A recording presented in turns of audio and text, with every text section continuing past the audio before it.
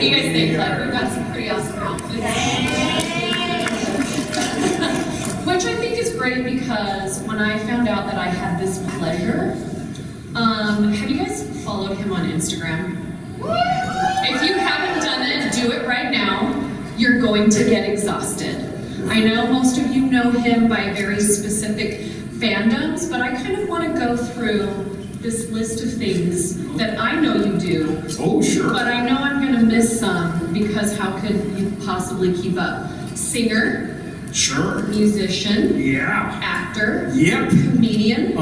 Voice actor. Okay. This next one's one of my absolute favorite. Toy photographer. Ooh. Podcaster. Yeah. You host a ton of events. This one's also one of my favorites. You are a hotel waffle connoisseur. What? If you have not gone to, do you know what I'm talking about? So you visit a lot of hotels, very similar to me. Yeah. And hotels provide these breakfasts, right? Oh yeah. And there's this video that you you show how to create the perfect hotel waffle.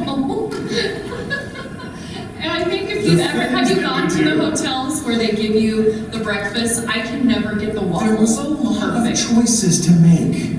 Nutella, you know, how sweet do you want to go, you know? You guys know what I'm saying? Jelly, there's peanut butter, I don't know what I'm talking about. It was, I just, like, okay, so like I've been on the road all year, like touring and doing concert shows at universities and just doing really fun shows everywhere.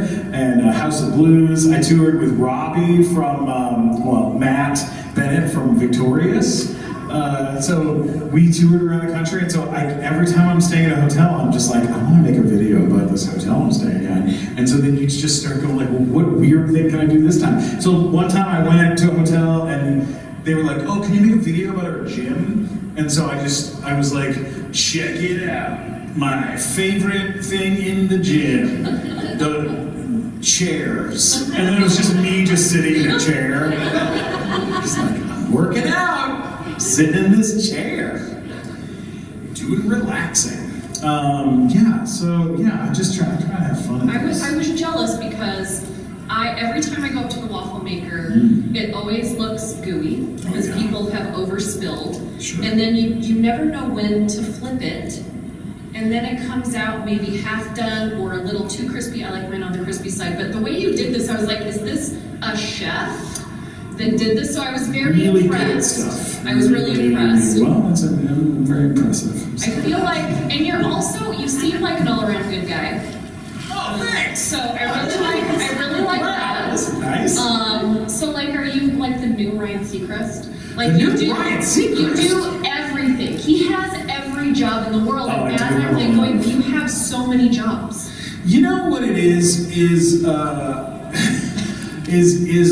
like 2020, I got single for the first time in like almost 10 years, and I was just like, you know what, I'm just gonna do everything. I'm just gonna do everything I love.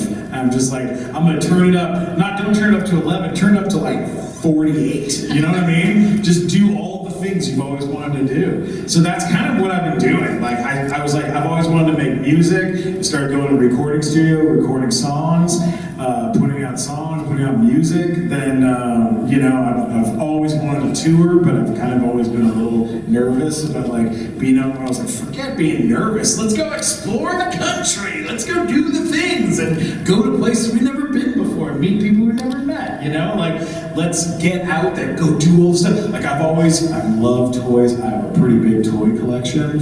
And then I was just like, let's start making let's shoot photos of toys, like a big old nerd, you know? And then I started being a little toy photographer, shooting toy photos, and then Nikon sponsored me. So now I'm a toy photographer for Nikon photos. So I've got a whole great setup at home. Last night I was hanging out with a miniaturist who builds the miniature sets that I get to shoot my toys on sometimes. It's like, what is happening? You know? It's a little lot of like trying not to hold back and going after projects and things that I'm like super excited about and proud of, you know? What's the next thing that you're like, I need to do this, I want to do this? I have two that are really significant that I'm like really excited about. Sure. A couple months ago, I got to record my first live album, and it is 10 songs, 12 songs, something like this. And I brought in all my favorite musicians from TikTok that I had met around the country. I flew people in, and it's like literally the best violinist in the country. Mia Asano plays on the album, and we recorded the entire thing live in front of a live audience. And it was just so cool. It was like such a cool experience, and so that comes out in like just I think November, December, which is exciting. And then the other big thing that's really cool is I wrote an animated short film 3 years ago, and we've been trying to get it made for the last 3 years, and we finally got funding, and it's being animated in India at a place called Digitunes, and in Mexico at a place called Demente. And as of Monday, Mel Brooks joins the cast of my animated short film. And so that's super exciting. And I can't say who it is, but someone from the cast of Rick and Morty is joining the cast as well. And it's so exciting, and it's being directed by the same guy who directed Storks, the movie that I did with Warner Brothers. So it's like one of those things. It's 3 years I've been working on this thing and just staring at drawings of my dog, because it's all about my dog. So so it's been really cool. It's been really fun. I don't think people understand how long it takes to get a film made, to get it out there, and then once you go to animation, it's even like harder and longer to get those done. So you've got to be super excited, and hopefully you're going to enter it maybe into Sundance Film Festival, so we can see you here again. Yeah, it'll get submitted for the Academy Awards and for Sundance and Cannes and all that kind of stuff. And there's a whole team behind it. So I wrote it. So it's fun to watch something that you've worked really hard on and kind of finally make it into its next year, where it'll actually get seen. People will get to watch it and stuff. So that's pretty cool. Congratulations. Well, thanks. But this has been it's been an interesting, like, animation. By the way, just fun facts is any animated movie you've ever seen takes a minimum of 4 years to make, from start to finish. From the time that they write the script to the time the movie comes out is a minimum of 4 years. So it's quite an ordeal. It's quite a situation, getting things like that happening. And you've been involved in a lot of animation, and we're going to talk about Toby really quick. Oh, sure. I'm a huge fan of birds. Who loves birds? That's sad. They're real. They are not robots. Who loves birds? Alright, that's better. You can fake it. Just pretend. Just one lady in the back. Lady's like, birds. I love birds. I guess I'm the only weirdo here, which is fine. This is a place where we can all grab onto our weirdness. Right? Sure. When you were a young guy and you were thinking about what kind of pigeon you wanted to be when you grew up. Of course, yeah. Yes. Was Toady what you pictured as you? Not even kind of. That was like, I did this movie called Storks. I played Pigeon Toady, this little pigeon in the movie. I don't know why I make it like a physical thing. Like, he's not real. But I go, he's this tall. It's funny, my cousin's kid is 4 years old, and he came up to me at dinner, and he was like, I saw Storks. And I was like, oh, that's nice. And he was like, you played the pigeon. And I was like, I did. And he was like, how you get so small? I was like, magic. He was like, oh, okay, magic. Okay, magic. That was a really crazy experience. I auditioned to be in this movie, Storks, and I was a rough draft voice. So when you make an animated movie, you cast a bunch of actors, usually funny or cool, like fun people, to play the cast, to do the roles in the animated film. And then as you get closer to the movie coming out, you fire all those people and then hire famous people to take those roles. And that's how it works every time. It's what they've always done.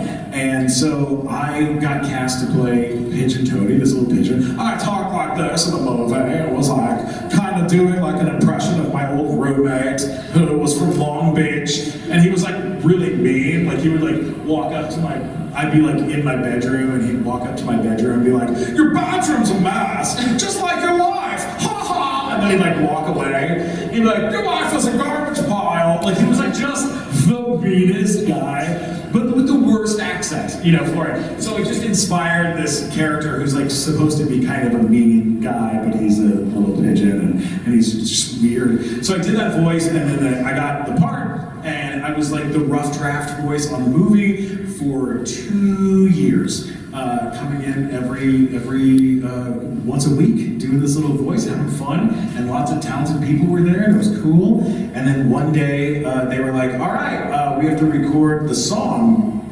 How You Like Me Now by The Heavy," which is a great band. And they were like, "We got to get someone to do that song." And so we have a singer coming in to do it. And I was like, no, I'm a singer, I'll do it.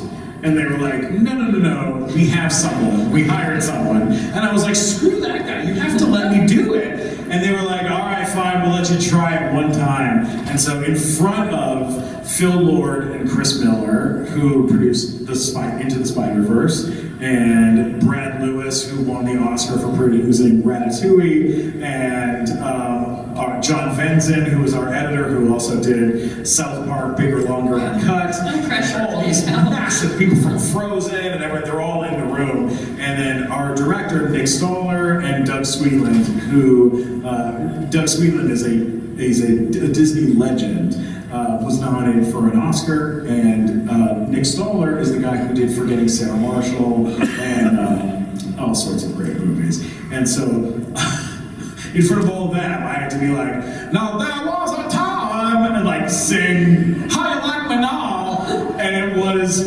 hilarious. And we finished, and they were like, "Well, now we kind of have to keep you for this part." And then they literally fired the rest of the cast, replaced them with Andy Samberg, Kelsey Grammer, Jennifer Aniston, Ty Burrell, Key and Peele, and me.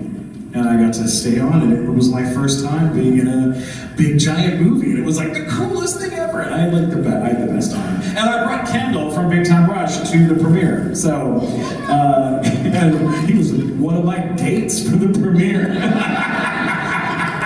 I'm like a bestie with you. Oh yeah, you got it, absolutely. It's so fun. Now I know once we get into Big Time Rush and Gustavo, I've totally lost you. So I have one last question. It's just I'm gonna pass it off over here.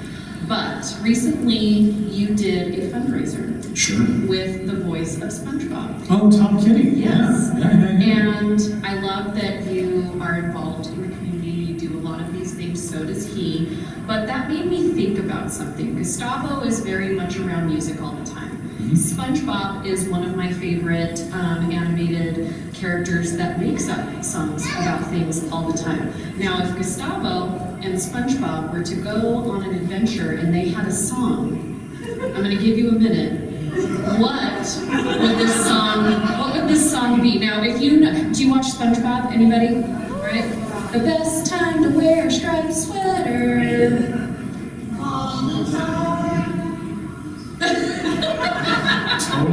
Totally. So if Gustavo and SpongeBob went on an adventure, it'd be like Gustavo would be like,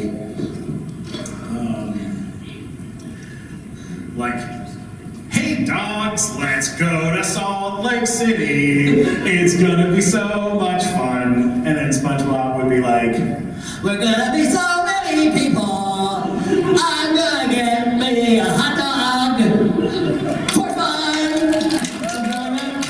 Wow, I really nailed that. I am such a good songwriter. See? The best That's why I get songwriter. the big bucks. Okay, you questions. Get in line, and let's get into questions. Oh wow, okay, he's ready. Yes, look at this guy. Okay. So I'm Jay. I'm personally a musician myself as well. I play percussion, I play violin and cello. I play piano. I play everything except for flute. I refuse to learn that. That's the only instrument I refuse to learn. I get you. I understand. But I saw a TikTok that you posted, like you're looking for musicians. Is that actually true? Or is that still Am I looking for actual musicians? Yes. Yes, I am actually. On the tour, throughout this year, I've done about 30 shows on the road this year. So the beginning of the year, I posted a thing on Twitter before it became X, and I was like, "Hey, I am looking for." I did it on TikTok too. Yeah, that was on TikTok. Yeah, I was like, "I'm looking for musicians, any musicians. Let me know and send me a tape. Send me a video of you playing whatever." Of those tapes, 12 musicians have joined me to play shows with me. So that's kind of how I've been finding musicians on the road, is going back to that and being like, oh, this guy's a great drummer, he should come play with me in Chicago. Or this guy's a great guitar player, he should come play with me in, if we're going to the city that you're in, and I'm gonna do a show at a university or at House of Blues or something in the same town, like, send me tape of you playing the instrument and I'll let you know. And then I just send tracks of, like, from the last show. I'll be like, here's me and my guitar player at the last show. Can you learn this song? Do you want to do, Driver's License by Olivia Rodrigo with me? And it's been really cool. I've been able to build kind of bands around the country I can play with. So, yeah, man, if that's what you're doing, please send me tape, okay? Thank you. Hell yeah, nice to meet you. Come on, good job. My name's Zach. What was your favorite Big Time Rush episode to film?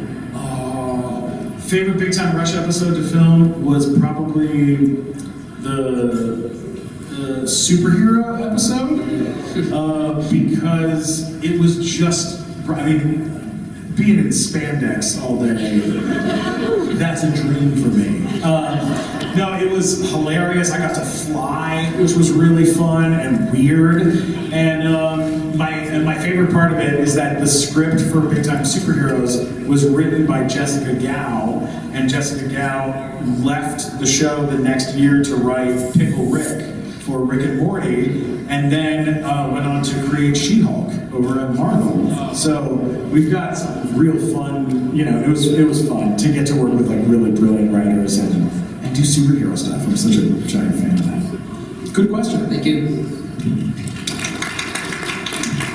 Okay, so you formed on the stole my question, so I'm gonna take this question up. I'm gonna ask two of them. First one is, what is your favorite Big Time Rush song?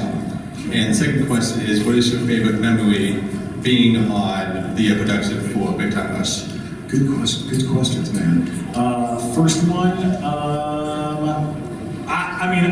it's obvious for me to say Paralyzed because I just put out this emo cover of Paralyzed that's getting like great play right now, which is awesome. If you haven't heard it, it was really, really, really fun, and it took like 2 years to come out, but it's out now, and it's awesome. And there's a music video with Boo Boo Stewart and me and a bunch of people. But best memory from the show is probably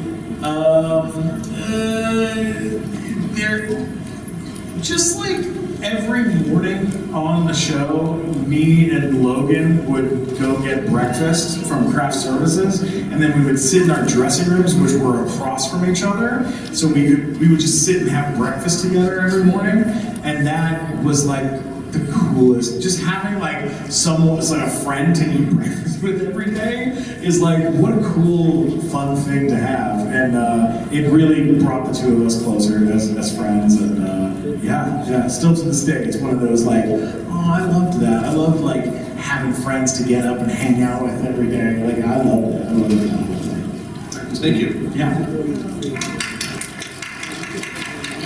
Breakfast. All right, you're next. Hey, how are you?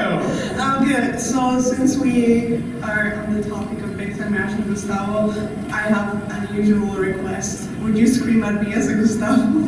Wow. Okay. Now, I only do this one time per convention. Okay? So everybody get your cameras out because it's just gonna happen once. All right, you ready? I'm ready. Are you ready? Get in the studio, dogs! Thank you so much. That's only because you wore that Gustavo shirt yesterday. So. What's up? Hey. So in 2011, you were in a movie called Love on a Leash. Oh my dear God, get the I gotta know, how did that happen? What was it like recording the lines for that movie? Wow. All right, I'm going to tell the story, but my agent is here, and if he leaves me because of this, it's your fault. No. This is a true story. I was working at the Comedy Store on Sunset Boulevard as the phone operator and the front door man at the comedy club, protecting comics from fights and things like this. And a comedian named Ari Shafir, who's a funny guy, came up and to me in my office and said, hey, there's a movie that's getting made, and would you be interested in being in this movie? And I said, yeah, man, I'm down for whatever. You know, I'd love to be in anything. I'd never been in anything before. I was brand spanking new to town. And this is what the plot of the movie is. In the movie, a woman who is very lonely and sad finds a homeless golden retriever. Let's start there. A homeless golden retriever. Then she falls in love with the golden retriever and she kisses it on the mouth and it turns into a man. And then she has sex with that man. And then in the morning, it turns back to a dog. And then at night, it's a man again. And then in the morning, it's a dog. Until she breaks the curse. Yeah, you see, people are leaving because it's your fault. The woman that wrote this was a factory worker in China. Her name was Fian Ten, and she wrote this film while working in a factory. She got the church, the local church, to give her $10,000 to make the movie because she lied to them and told them it was about Jesus. You still with me? Then she came to America and made this movie, okay? Then they needed someone to voice the dog in the movie, and so they didn't have any money left, but what they did have was cantaloupe, which is what they paid me. 2 cantaloupes and a bag of wontons is what I was given to be the voice of the dog in this terrible, terrible garbage movie called Love on a Leash. Now, they finished the movie, but they didn't have the money to add music to the movie, so the movie was incomplete. And the movie ended up, you know, she was trying to raise money, and while she was trying to raise money to finish the movie, this woman, Fian Ten, was crossing the street and accidentally was hit by a bus and died. The movie was then thrown in a garbage pile full of all these other DVDs that no one at this company would ever care about. That company was then purchased by a larger company, which was then purchased by Amazon Prime. All of those movies were then uploaded to Amazon Prime. Stick with me. A movie reviewer named Ralph the Movie Maker, who has millions of followers, watched the movie and was like, this is the worst thing I've ever seen, but it only has 3 reviews on IMDb. Hey everyone, all my millions of followers, go leave positive reviews for Love on a Leash. It currently has over 7,000 10 out of 10 reviews. Here's what happened because of that. The movie now has a higher rating than Gone with the Wind, which put it at the top of the list of the free movies that these companies can purchase or buy and put on their streaming services, which has gotten it purchased and uploaded to Tubi and about 15 Vudu and a bunch of other streaming services have now purchased and uploaded this movie to their sites, which is why you have most likely seen it. So that, even though this woman has passed away, and this is hands down one of the worst movies ever made, it has a life and people have gotten to watch it, which is horrible and also hilarious. You are owed way more cantaloupes. Thank you so much. So I hope I'm correct. This is the best costume of the day. God bless you. I hope I'm correct about this, and if not, I will run away in embarrassment. But you were the original Shrek in Shrek the Musical? You bet your butt I was. Okay, good. I don't have to run away in embarrassment today.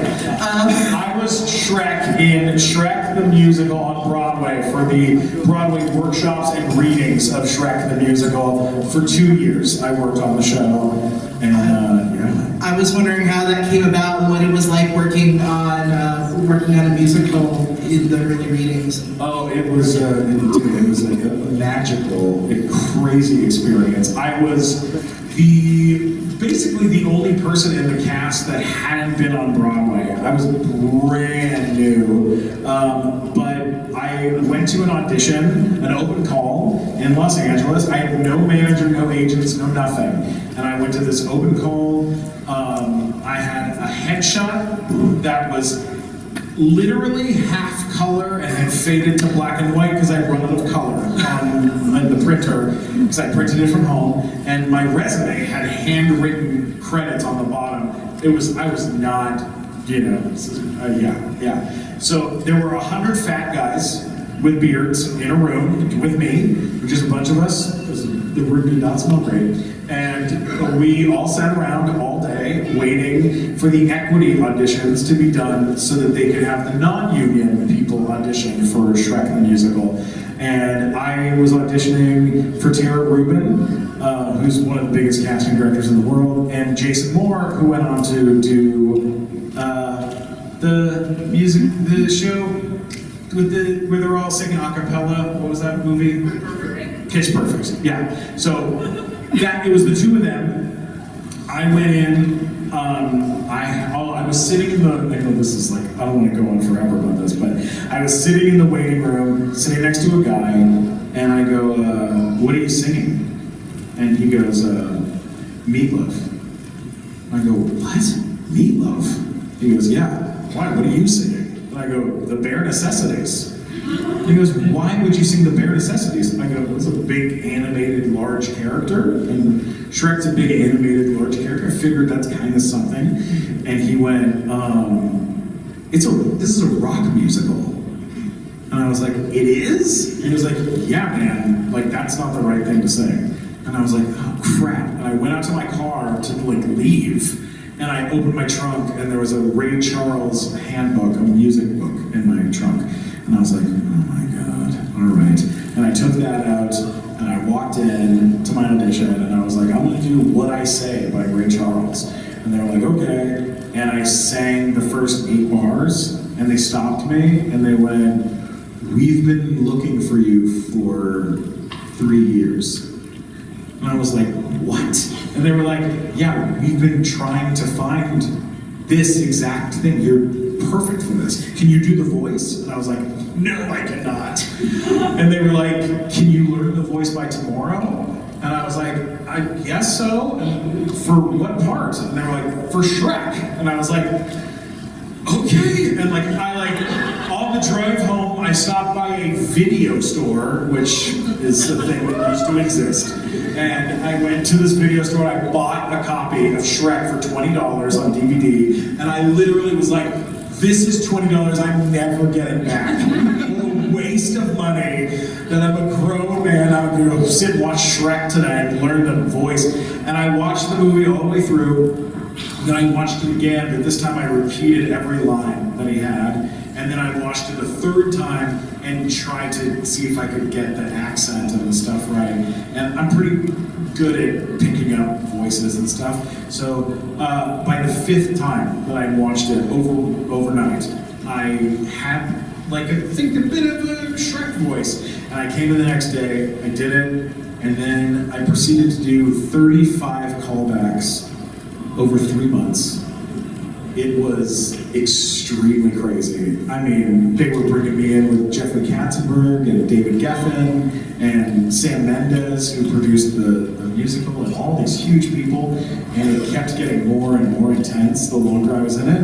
And then finally, after 35 callbacks, they called and said that I'd been offered the role of Shrek in the musical. And they moved me from my little crappy apartment in Encino, California to 58th and 5th Avenue overlooking Central Park. And I lived there for 2 years with a driver taking me everywhere and a doorman, and I had like the best damn time ever. I had window washers. There were guys that had to like wash. I'd be like sleeping naked, and they'd be washing, and they'd have to see me more clearly. Like that was so, it was mean for that, but I felt bad, but also, whatever, get hot in that. And yeah, it was crazy, And then I was there with Sutton Foster and Chris Sieber and John Tartaglia and all these amazing people. And it was the most incredible experience of my life. It changed so much. And when it ended, after 2 years of working on it, and then they replaced me with Brian Darcy James right before the show opened, I came back to Los Angeles, and 2 weeks after I landed in LA, I got Big Time Rush. So it worked out perfectly, but I love that show, and I love Broadway, and I love doing musical theater. I'm still doing it, so I love it. Absolutely. Thank you for the question. Thank you. If you want to see him as Shrek, again, his Instagram.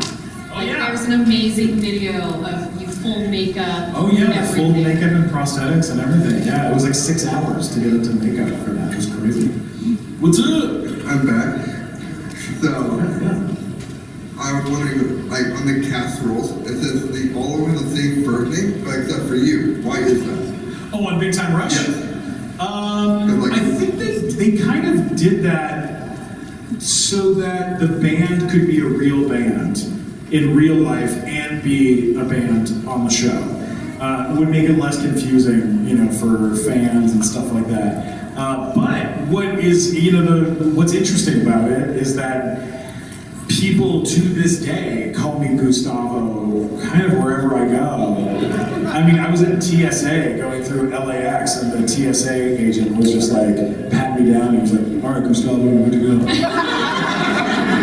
was like, "Hell yeah, dude!" And it's like, it's fun. It's like, it's also kind of like a little way of me knowing that someone grew up on the show without them like being. It's like, it's nice, like. I've had a lot of waiters and waitresses and Starbucks people write Gustavo instead of Steven, and like it does not bother me in any way, shape, or form. Like it just means that it's like, I recognize them, they recognize me. Like I know that, I know that I'm important to them in some way, and they're important to me always, So it's cool. Yeah, I think that's cool. Right here. Yeah. What's up? Hey, how's it going? My name's Jawanta, and once upon a time ago, I ended up doing, I found myself co-screenwriting for a short film with a small group of people, and it was during that time that I got first-hand experience and like reminding, like, oh yeah, not every plan goes out how you expect it to on set. So, what's some experience that you had on Big Time Rush or any other of your projects that you like ended up being more of a mess than you would really bargain for it? Ooh, yeah, yes, yeah.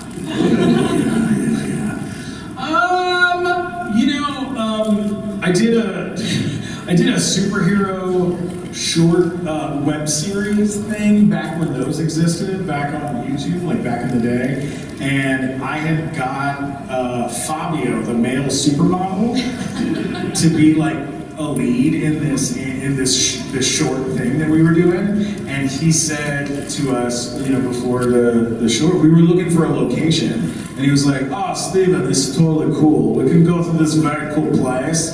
And and we can shoot together. It's gonna be so much fun. I go there all the time. It's like an abandoned street. It's no big deal. Turned out that abandoned street was a state park. So we brought our entire cast and crew out to a state park without permits. And as we started to film, the police arrived, and so did the sheriff and the park rangers, and they were like, "You can't be here." And Fabio was like, "Don't worry, I got this." And he walked over and he was like, "Hey guys, don't be like don't be not cool, okay? It's me, Fabio. We're all best friends, you know? So like, why don't you just let us like have a cool time, like make a cool thing together? We all just friends, right? It's cool." And they were like, "If you don't get out of here, we're arresting all of you immediately." And we were like, we had set up our craft service table and all of our stuff, and we were like, we're on a time crunch. We had to quickly pack up and get out of there. And we were like, where are we supposed to go film with Fabio, of all people? And he was like, oh, I guess we can use the street that's behind my house that's private that I own. And we were like, are you serious? How did you not mention that immediately? So then we just shot at Fabio's house the rest of the day. But I mean, it was, like almost getting around. Also, my mom was there. My mom was doing craft services for me. So, like, you can imagine, like, my mom's just being like, should I talk to someone? I'm like, stay in the van. So that was one. That could be a story. How cool though would it have been to get arrested with Fabio? Very cool. Like best story. Mom, you're gonna have to bail us out. Like stay in the car. Yeah, stay in the car, Mom. Me and Fabio are getting arrested. We're going to prison. Me and Fabio are going to prison together. He's a fascinating guy. Any other fun questions? Anyone else? You can come on up, or you can raise your hand if you don't want to get up. Oh yeah, we got one right there. Sure. Could I do a line? Sure.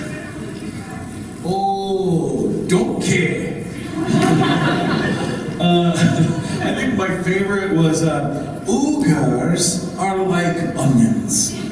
That was kind of, no, it's because they have layers. That, like, ogres are not like a parfait. They're like, just like something like that. I love that. Can I ask another question? Anything. Yeah, we've got a few more minutes. Yeah, we do. So you did an interview about how close you and the cast of Big Time Rush are. And I feel like you have all of these fans that also feel like they're a part of the show. These people are a part of their lives. But I love that you're all still a part of each other's lives. And you talked about when they were going to leave to go on tour. Oh, yeah. Can you tell everybody about this story? Yeah, it's a little depressing, but it's real. It has a happy ending. I will. No, I'll tell you. Okay, all right.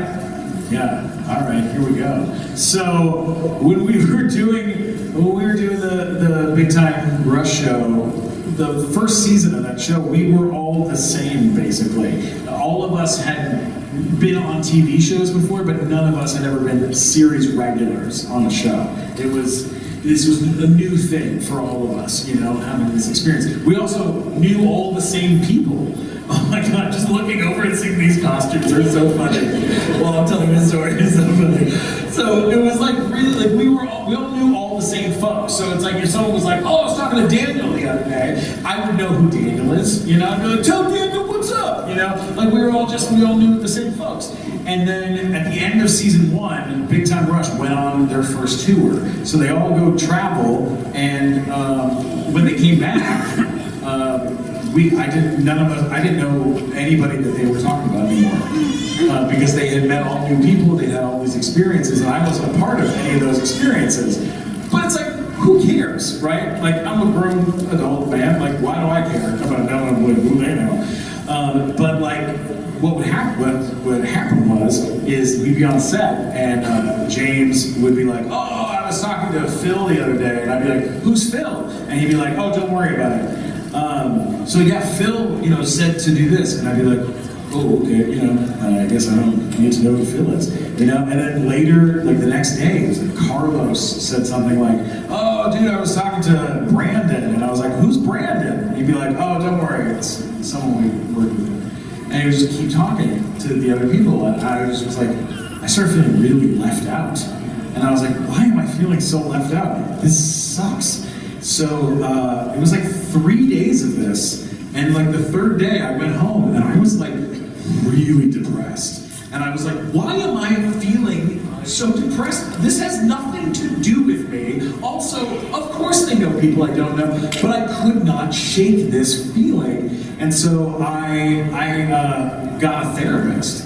Went to this therapist, and I was like, yo, dude, I've never seen a therapist before, but I gotta ask you what's going on. Like, I was like, I'm feeling sad that I don't know the same people that this boy band knows. Like, what is happening? And he was like, well, let me ask you this. Have you ever had somebody who was a big part of your life, and then they started traveling a lot and met other people and then they started kind of ignoring you?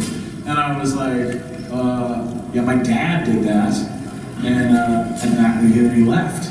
And they were like, oh, okay, so that's what it is. You're having this moment where you're like projecting or like equivalently these things, this feeling, you're putting this feeling with something else, right? And it's you're getting triggered, right? And I was like, oh my God, I guess I am. I guess I have some unresolved stuff that I haven't worked out. And so I was like, what am I supposed to do about this? And he was like, tell these boys about what happened, what you're feeling. And I was like, oh, that's gonna be awesome. And so I pulled the 4 boys into Kendall's dressing room, and I was like, look, this is a long time before talking about mental health was anything, you know? So I was just like, look guys, I don't know how to tell you this, but this is what's going on. And I explained how it was making me feel, and about my past, and you know, my father leaving, and all this stuff. And I finished telling the 4 of them, and the 4 of them stood up, came over and hugged me, and never have ever left me out of anything ever again. And it really tightened the 5 of us up in a really strong, amazing way.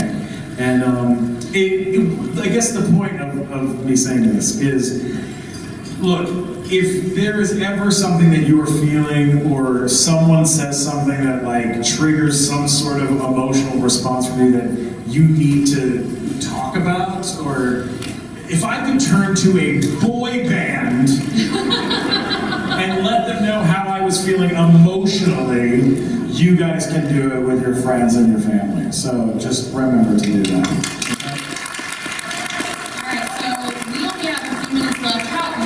How was this? So, right? We want to do one more thing.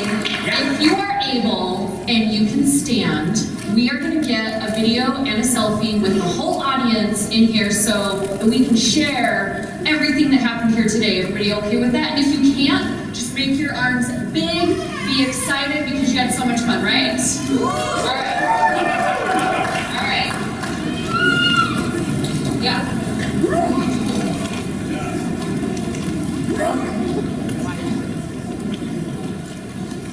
Alright, ready to get this side of the room over here?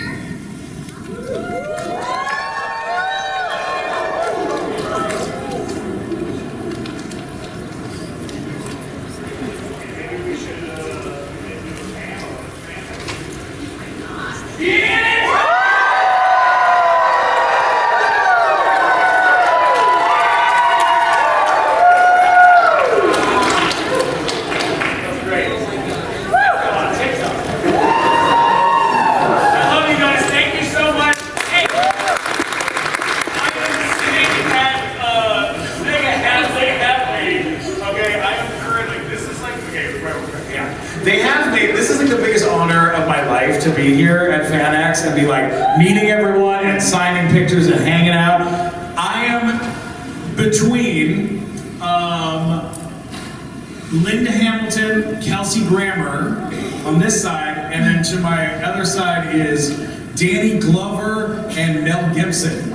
So if you can, come find me and please come say hello, because I'm having a very, very good time. It is quite a bunch over there. So come say hi to me. I love you guys so much. Thank you again.